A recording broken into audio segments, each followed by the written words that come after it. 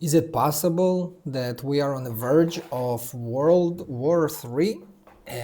Because Trump right now is saying that he might attack Iran because of the protests that is going on out there.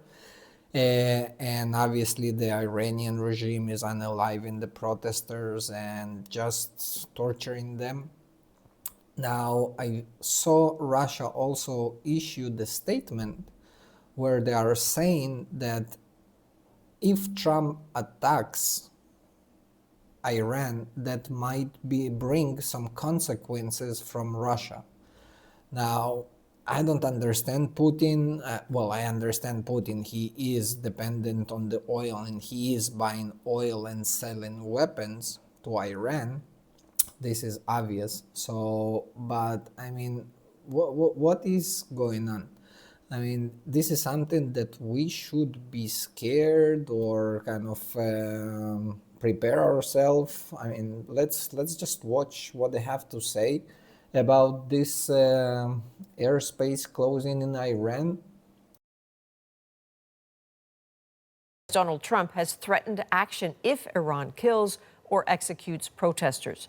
The response from Tehran, defiance. And tonight, it is unclear whether Iran is headed for another war with Washington.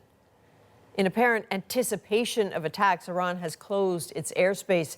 And in apparent preparation for reprisals, the U.S.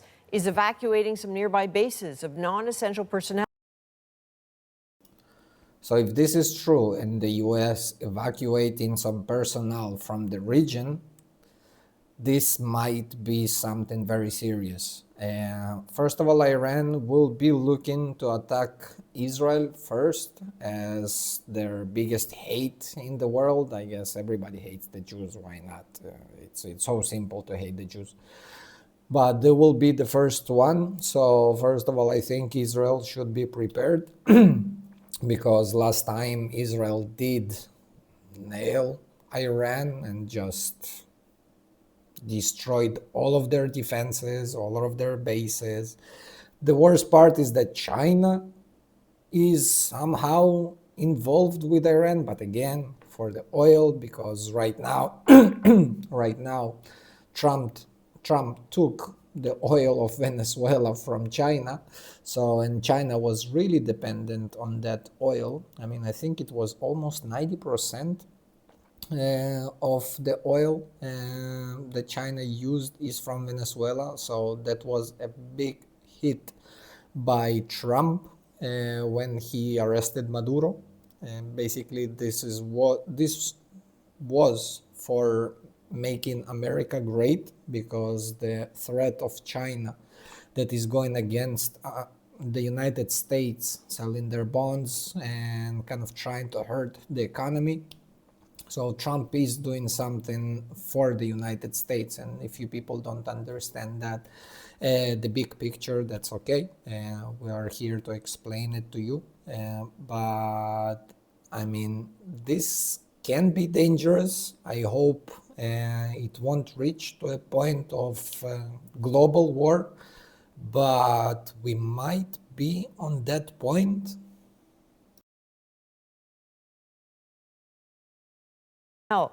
But Trump is now also suggesting that Tehran is heeding his demand and stopping the killing.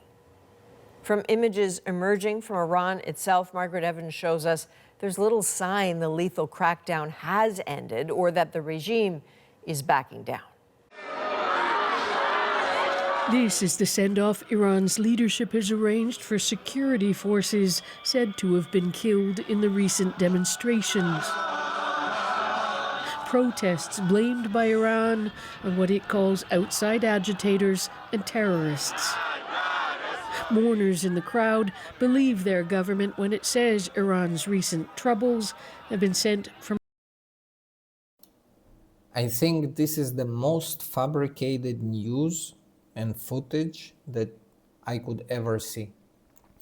For 2 weeks, people were burning the street, going out, the regime were unaliving, just there's been a report that maybe it's 2,500, 12,000, 20,000 people, and suddenly the people are for supporting the regime. Suddenly, I mean, this is so much lies and so much untrue things that there's fake. It's killing me, and all those people are so brainwashed. It's just, I don't know, I don't know how much of a low IQ you must have to believe to what is seen right now on the screen. Abroad. People who shoot others from their own country are not one of us, says this young woman, suggesting they're U.S. or Israeli agents who deserve capital punishment. So what did I say? Is so much, so much. It's so easy to blame the Jews and the US. Yes, suddenly the people that are the Iranian people, the real Persian people, is Israeli or the US agents. I mean, how brainwashed or paid you supposed to be in order to say that? I mean,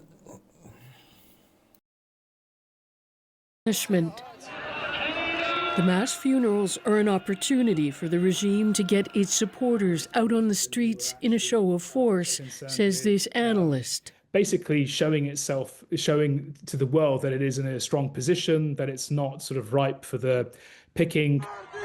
U.S. President Donald Trump has repeatedly warned Iran that he'll intervene if protesters are harmed. Washington has ordered U.S. citizens in Iran to leave and pulled some U.S. troops out of military bases within striking distance of any Iranian retaliation.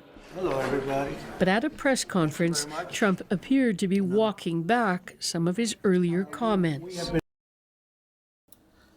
I don't think Iran will have the opportunity to attack first, because the intelligence that the US and the Israeli Mossad has, I mean, the moment they would like to do something, that will be just, Israel and the US will just crap on them again like they did before, and will just wipe them out this time. I mean, Khamenei doesn't stand a chance, because the Mossad reached out to the people, the biggest and the high position people in the government of Iran, so easy. I don't think so, but I don't know. Let's see. Let's watch. We have been informed by very important sources on the other side, and they've said the killing has stopped and the executions won't take place. Another funeral, this of a teenage protester, the crowd chanting death to Khamenei, Iran's supreme ruler. NGOs say the number of So suddenly, in this funeral, they are chanting death to Khamenei, the ruler of Iran. So it's such a mixed news that you're getting from one part and to another part. I mean, one, they're saying the Israel and US are responsible, and on the other hand, it's the regime that is responsible. Eventually, I believe to the Persian people, because I met Persian people and I know what they think and what they know about the life out there. So if you believe to somebody else about how good life is in Iran under the Iranian regime, don't believe it.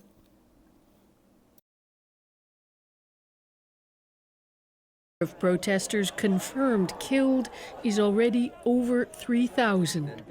Mahmoud Amiri Moghadam says the number will climb. Right now, a major concern is the possibility of hasty executions of those who are arrested. The Chief Justice of Iran's Supreme Court has appeared on state television, apparently interrogating a suspect. He's called for speedy trials and punishment, saying otherwise they'll lose impact. Margaret Evans, CBC. so easy, fast executions, no trials, because it will lose its effect. Do you understand what you're hearing? And if some of you still supports it, you are crazy. You are crazy.